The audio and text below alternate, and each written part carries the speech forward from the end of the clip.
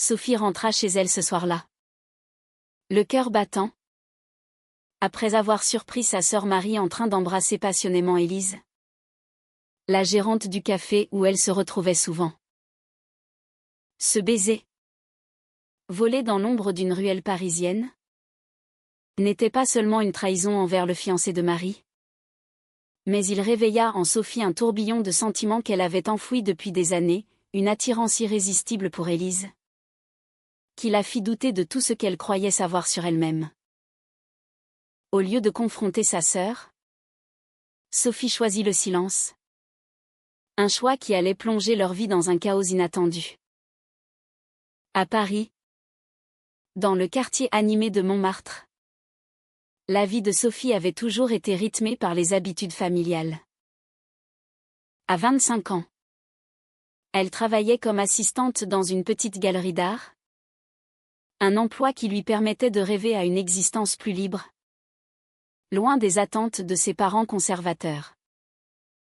Son père, un avocat à la retraite, et sa mère, professeure d'histoire, avaient élevé leurs 2 filles dans une maison bourgeoise du 16e arrondissement, où les traditions catholiques et les apparences primaient surtout. Marie, l'aînée de 28 ans, était le modèle parfait, fiancée à un jeune banquier nommé Antoine. Elle gérait une boutique de mode et incarnait la réussite sociale. Sophie, en revanche, se sentait souvent comme une ombre, cherchant sa place dans un monde qui lui semblait trop étroit. C'est Marie qui avait introduit Élise dans leur cercle. Élise, 30 ans, gérait un charmant café rue des Abbesses. Un lieu cosy où les artistes et les étudiants se croisaient autour de cappuccinos fumants. Avec ses cheveux noirs bouclés et son sourire chaleureux, Élise avait une présence magnétique. Elle était originaire de Provence, venue à Paris pour fuir un passé compliqué, un mariage raté avec un homme qui ne la comprenait pas. Marie l'avait rencontrée lors d'un événement de networking et l'avait rapidement adoptée comme amie proche. Elle est géniale. Sophie, tu devrais venir au café plus souvent, avait dit Marie un jour, les yeux pétillants. Sophie avait acquiescé, sans se douter que ces visites allaient changer sa vie. Au début, les interactions étaient anodines. Sophie accompagnait Marie au café après le travail, et Élise les servait avec une attention particulière. Un latte pour la petite sœur ? Disait-elle en riant, ses yeux bruns plongeant dans ceux de Sophie. Ces moments fugaces laissaient Sophie troublée. Un frisson qu'elle attribuait à la fatigue. Mais ce soir-là, en suivant Marie discrètement par curiosité, se disait-elle, elle avait vu le baiser. Un baiser qui n'était pas amical, mais chargé d'une intimité profonde. Sophie s'était cachée derrière un mur, le souffle court, sentant une jalousie brûlante l'envahir. Était-ce pour Marie ? Ou pour Élise ? Le lendemain matin, Sophie se réveilla avec une migraine lancinante. Elle évita le regard de Marie pendant le petit déjeuner familial dominical. Leurs parents étaient là, discutant des préparatifs du mariage de Marie, prévu dans 6 mois. Antoine est un si bon parti, répétait leur mère, Claire, avec un sourire satisfait. Sophie hocha la tête mécaniquement, mais son esprit vagabondait vers Élise. Pourquoi ce baiser l'avait-il autant perturbée ? Elle se rappelait ses propres expériences passées, des flirts avec des garçons à l'université, qui l'avaient laissée indifférente. Jamais elle n'avait ressenti cette chaleur, cette urgence. Était-ce possible qu'elle soit différente ? Dans l'après-midi, Sophie décida d'aller au café seule. Élise l'accueillit avec son habituel enthousiasme. Sophie, Sans ta sœur aujourd'hui? Assieds-toi. Je t'apporte ton préféré. Elles parlèrent de tout et de rien, des expositions d'art, des livres, de la vie parisienne. Élise confia qu'elle avait quitté son mari parce qu'elle se sentait piégée dans une vie qui n'était pas la sienne. Parfois, il faut du courage pour suivre son cœur, murmura-t-elle, posant sa main sur celle de Sophie un instant. Ce contact électrisa Sophie, qui retira sa main précipitamment, prétextant une urgence. En rentrant, elle se sentit coupable, comme si elle trahissait Marie. Mais le soir, seule dans sa chambre, elle admit enfin, elle était attirée par Élise. Cette révélation la terrifia. Comment avouer cela dans une famille où l'homosexualité était vue comme un péché? Les jours suivants, Sophie observa Marie avec une attention nouvelle. Sa sœur semblait plus épanouie, riant plus fort, rentrant plus tard. Antoine, le fiancé, appelait souvent, mais Marie écourtait les conversations. Sophie se demanda si Marie vivait la même confusion qu'elle. Était-ce une aventure passagère? Ou quelque chose de plus profond? Un soir, alors qu'elles dînaient ensemble, Sophie osa poser une question voilée. Tu passes beaucoup de temps avec Élise? Marie sourit. Oui. Elle est devenue une vraie amie. Pourquoi? Sophie haussa les épaules. Mais intérieurement, la jalousie grandissait. Elle imaginait Élise avec Marie, et cela l'arrangeait. Pourtant, Sophie ne pouvait s'empêcher de retourner au café. Élise semblait remarquer son trouble. Tu as l'air préoccupée, Sophie. Tout va bien, demanda-t-elle un après-midi pluvieux. Sophie hésita. Puis se confia partiellement, c'est compliqué avec la famille. Élise hocha la tête avec empathie. Je connais ça. Mes parents n'ont pas accepté mon divorce. Ils disent que je déshonore la famille. Leur conversation s'approfondit. Et pour la première fois, Sophie se sentit comprise. En partant, Élise lui glissa un mot, reviens quand tu veux. Tu es toujours la bienvenue. Sophie rentra chez elle, le cœur en tumulte, se demandant si elle osait franchir la ligne. Mais le destin en décida autrement. Ce soir-là, Marie rentra en larmes. Antoine et moi, on s'est disputés, sanglota-t-elle. Sophie la serra dans ses bras, feignant la compassion. Mais une partie d'elle jubilait. Était-ce à cause d'Élise? Marie confia, je me sens perdue. Élise m'écoute. Elle me comprend. Sophie sentit une pointe de trahison. Sa sœur vivait ce qu'elle désirait en secret. Comment pouvait-elle concurrencer Marie? La parfaite? Cette nuit-là, Sophie ne dormit pas, tourmentée par ses sentiments naissants et la peur de détruire sa famille. Les semaines suivantes, la tension monta d'un cran. Sophie évitait Marie autant que possible, prétextant du travail à la galerie. Mais ses visites au café se multipliaient. Élise et elle passaient des heures à discuter, partageant des confidences de plus en plus intimes. Élise parla de son enfance en Provence, de ses rêves d'une vie authentique. J'ai toujours su que j'aimais les femmes. Mais je l'ai nié pendant des années. Avoua-t-elle un jour, les yeux baissés. Sophie sentit son cœur s'emballer. Était-ce une ouverture? Elle murmura, moi aussi. Je me pose des questions. Élise leva les yeux. Surprise. Mais son sourire était encourageant. C'est normal. Sophie.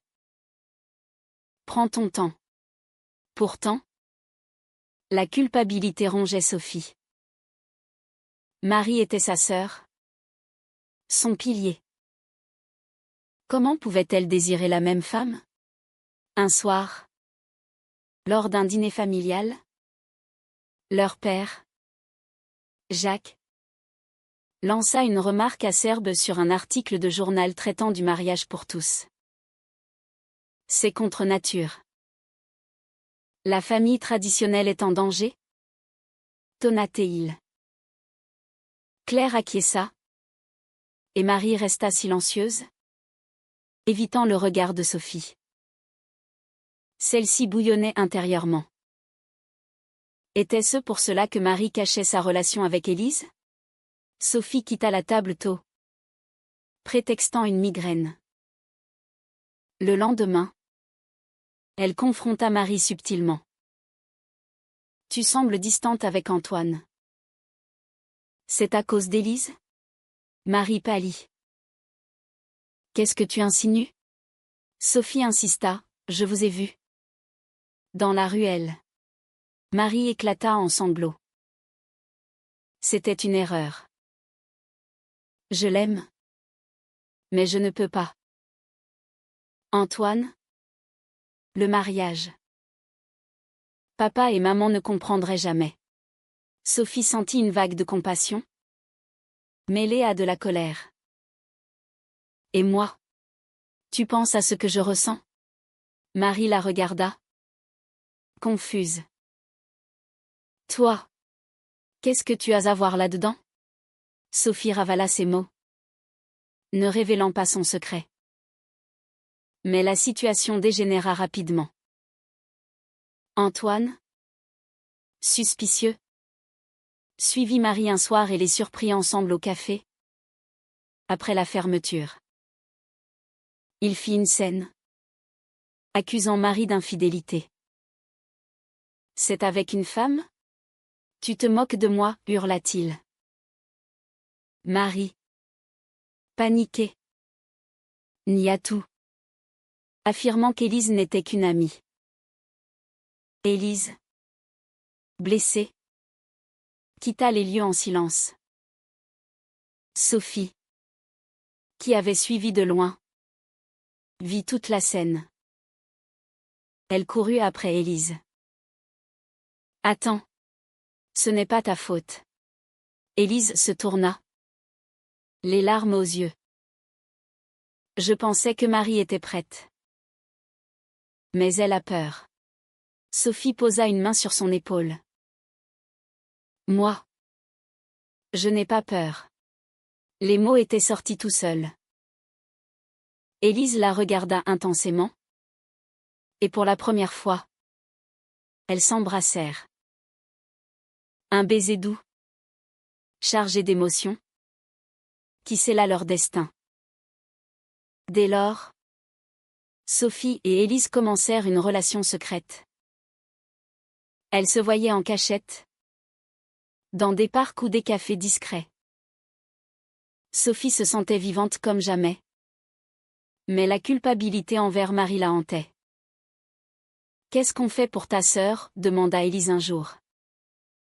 Sophie secoua la tête. Elle ne doit pas savoir. Pas encore. Mais les secrets ont une façon de se révéler. Marie, déprimée après sa rupture avec Antoine qu'elle avait initié pour réfléchir, se tourna vers Sophie pour du réconfort. J'ai tout gâché. Élise ne répond plus à mes messages. Sophie feignit l'ignorance. Mais son cœur se serrait. La pression familiale s'intensifia. Jacques et Claire, apprenant la rupture, bombardèrent Marie de questions. Antoine était parfait. Qu'est-ce qui t'a pris? Marie craqua et avoua partiellement, j'ai des sentiments pour quelqu'un d'autre. Les parents, horrifiés, supposèrent un homme. Qui est-ce? On peut arranger ça. Marie hésita. Puis murmura, c'est Élise. Le silence qui suivit fut assourdissant. Jacques explosa, une femme? C'est une phase. Une folie. Tu vas ruiner ta vie. Claire pleura, invoquant la religion. Sophie, présente, défendit Marie instinctivement. Laissez-la tranquille. L'amour n'est pas un choix. Mais intérieurement, elle tremblait, si ses parents réagissaient ainsi pour Marie. Que dirait-il pour elle? Élise et Sophie se rapprochèrent dans cette tourmente. Élise confia ses peurs, j'ai déjà perdu ma famille pour ça. Je ne veux pas te perdre toi. Sophie promit, on affrontera ça ensemble. Mais la trahison envers Marie pesait lourd. Un soir, Marie découvrit un message sur le téléphone de Sophie, un texto d'Élise. Je t'aime. Ma chérie. Marie confronta Sophie. C'est toi. Avec Élise? Sophie. Prise au piège? Avoua. Je suis désolée. Marie. Ça s'est passé comme ça. Marie. Furieuse. La gifla. Tu m'as volé ma vie. Ma sœur. Une traîtresse. Sophie recula. Blessée. Je t'aime. Marie. Mais je l'aime elle aussi. La dispute marqua un point de non-retour. Marie quitta la maison familiale, s'installant temporairement chez une amie. Sophie, rongée par la culpabilité, questionna ses choix. Était-ce moral de poursuivre cette relation au prix de sa famille? Élise la soutint, l'amour vrai vaut les sacrifices. Mais Sophie doutait. Les nuits étaient agitées, hantées par des rêves de réconciliation impossibles. Les mois suivants furent un tourbillon de confrontations.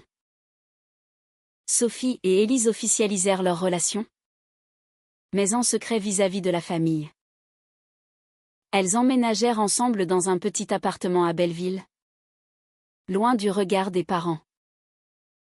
Sophie quitta son emploi à la galerie pour travailler comme barista au café d'Élise. Un choix qui la rapprochait d'elle mais l'éloignait de ses rêves artistiques. C'est temporaire, se disait-elle. Mais au fond, elle savait que c'était un sacrifice. Élise, de son côté, luttait contre ses propres démons, le rejet de sa famille provençale, qu'il avait renié après son coming out. Parfois, je me demande si ça en vaut la peine, confia-t-elle à Sophie une nuit. Marie, quant à elle, sombra dans une dépression. Elle refusa de parler à Sophie, ignorant ses appels. Chez les parents, l'atmosphère était tendue. Jacques et Claire tentaient de guérir Marie, l'envoyant chez un thérapeute conservateur qui prônait la thérapie de conversion. Marie, sous pression, accepta au début, mais cela ne fit qu'aggraver son état. Un jour, elle appela Sophie en pleurs, ils veulent me changer. Je ne sais plus qui je suis. Sophie, le cœur brisé, proposa, viens chez nous. On t'aidera.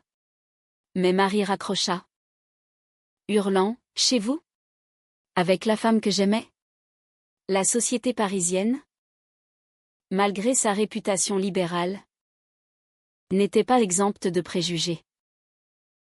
Au café, des clients murmuraient en voyant Sophie et Élise se tenir la main. Un habitué, un vieil homme, lança un jour, c'est pas naturel. Tout ça. Élise le remit à sa place poliment. Mais Sophie bouillonnait. Elle se rappelait les manifestations pour le mariage pour tous. Les débats houleux à l'Assemblée.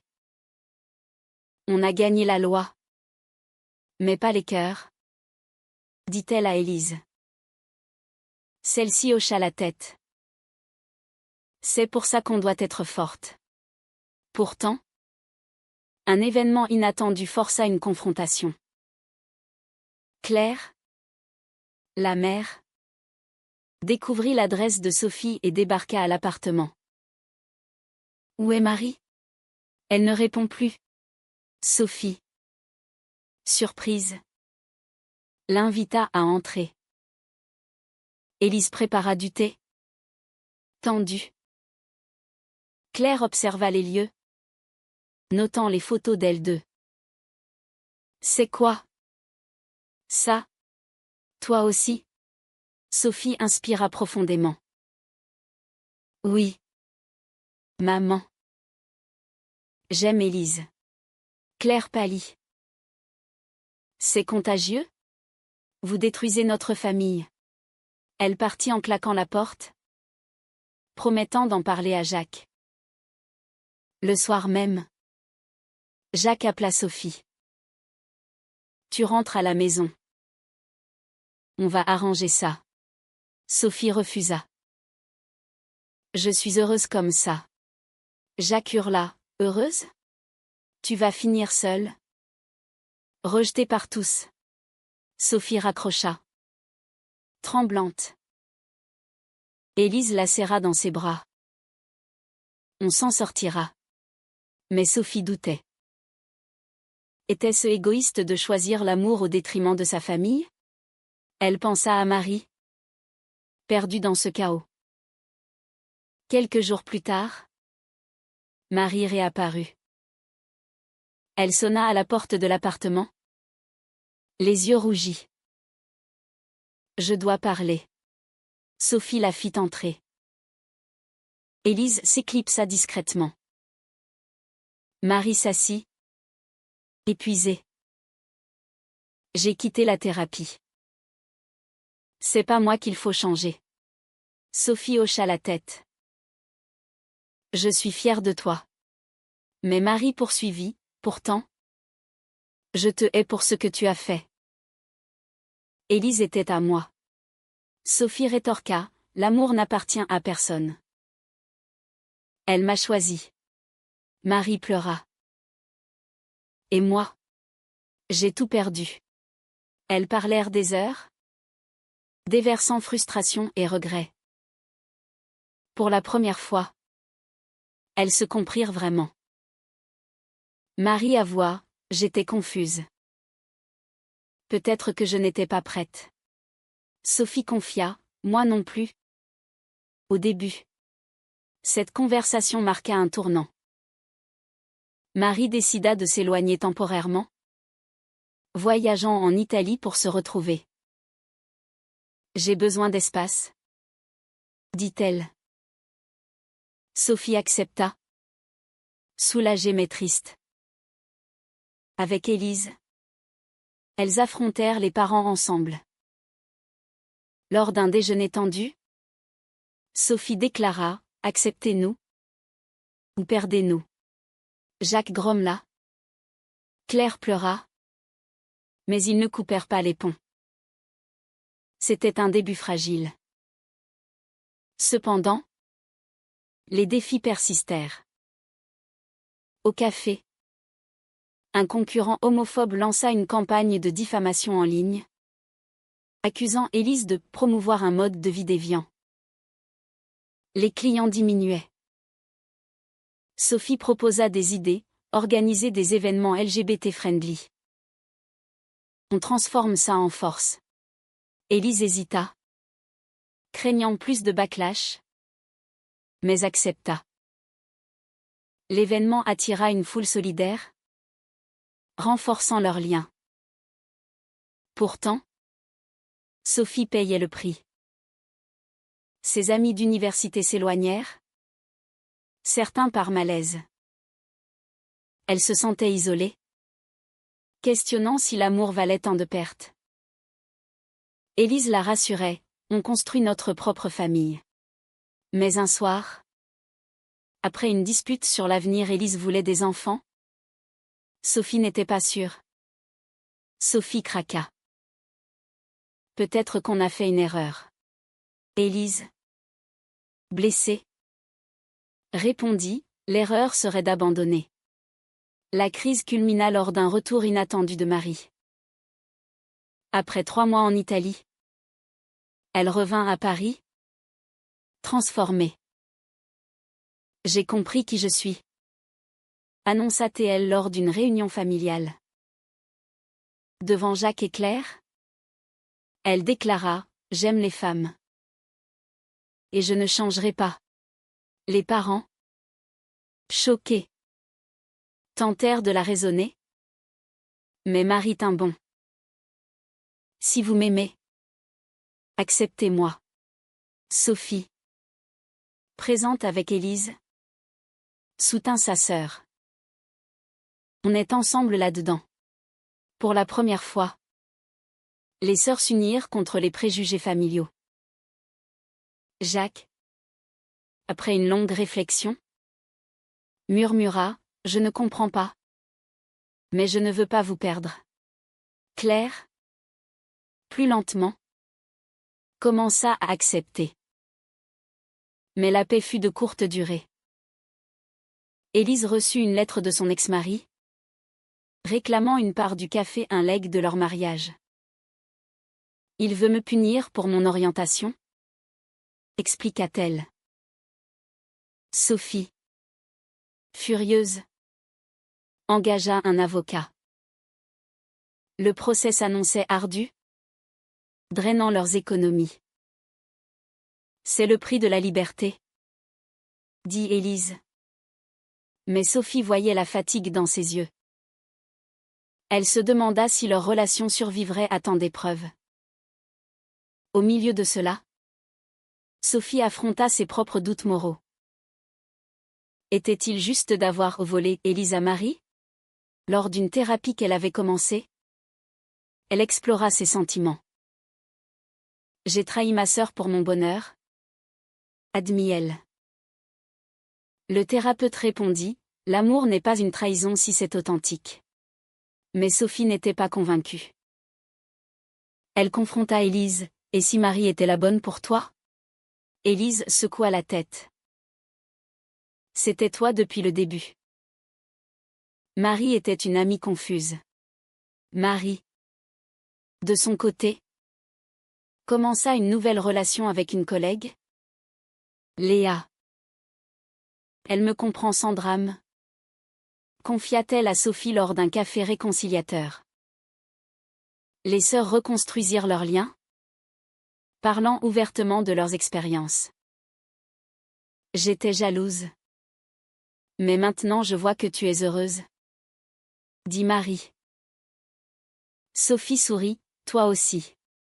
Pourtant, une ombre persistait, les parents. Jacques assistait à des groupes de soutien pour parents d'enfants LGBT. Mais Claire luttait encore avec sa foi. Dieu nous jugera, disait-elle parfois. Le point culminant arriva lors d'une fête d'anniversaire pour Sophie. Toute la famille fut invitée au café, y compris Léa et Élise. L'atmosphère était tendue, mais des rires émergèrent. Soudain, l'ex-mari d'Élise débarqua, ivre, hurlant des insultes homophobes. Sale lesbienne. Tu m'as ruiné. Jacques, à la surprise générale, s'interposa. Sortez d'ici. C'est ma famille. L'homme fut expulsé. Et ce geste scella une acceptation naissante. Claire, touchée, embrassa Élise pour la première fois. Bienvenue. Mais les victoires ont un coût. Le procès contre l'ex-mari se solda par une victoire. Mais le café fut endetté. Sophie et Élise durent vendre une partie pour survivre. On recommence, dit Élise. Sophie. Épuisée. Questionna, à quel prix? Leur relation, forgée dans le feu, se renforça. Mais Sophie paya par une perte d'innocence. Elle n'était plus la jeune fille naïve, mais une femme marquée par les choix. Marie, épanouie avec Léa, proposa d'aider financièrement. On est sœurs. Après tout. Sophie accepta, reconnaissante. La famille, fracturée puis recollée, apprit à naviguer les eaux troubles de l'acceptation. Pourtant, des cicatrices demeuraient. Sophie se réveillait parfois en sueur, rêvant de la gifle de Marie. Avec le temps, la vie reprit un cours plus calme. Le café rebondit, attirant une clientèle fidèle grâce aux événements inclusifs.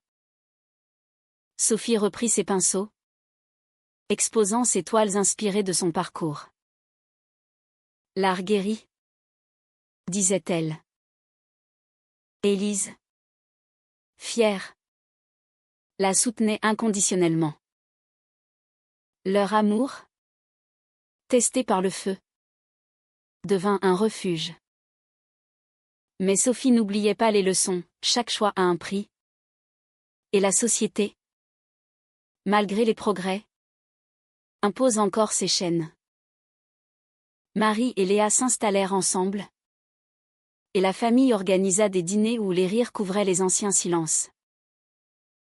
Jacques lisait des livres sur l'homosexualité, cherchant à comprendre. Claire priait pour l'acceptation, trouvant un équilibre entre foi et amour maternel. Dieu aime tous ses enfants, conclut-elle un jour. Pourtant, des ombres persistaient. Sophie apprit que Marie avait souffert en silence, envisageant même le suicide pendant sa dépression. « J'aurais pu te perdre » murmura-t-elle à sa sœur. Marie répondit, « Mais tu m'as sauvée en étant honnête. » Cette révélation renforça leur lien, mais souligna les dommages collatéraux de leur choix.